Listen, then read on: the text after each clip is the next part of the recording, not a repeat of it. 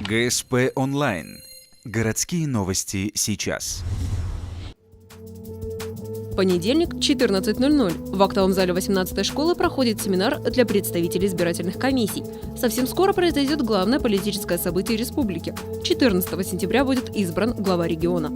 С точки зрения численности избирателей, Ухта – огромный город. Всего в «Жемчужине Севера» сформировано 55 участков, насчитывающих 600 человек. Чтобы все прошло без лишних волнений, их работа оттачивается уже сейчас. Участковые комиссии у нас созданы в качестве органов, которые работают хоть на постоянной основе, создаются они сейчас на 5 лет, но работают все-таки на общественных началах. И иногда не хватает профессиональной уверенности с профессиональными участниками избирательного процесса. Вот подкрепить эту уверенность – наша задача сегодня. В избежание вопросов в день голосования сегодня на семинаре прорабатываются все возможные ситуации.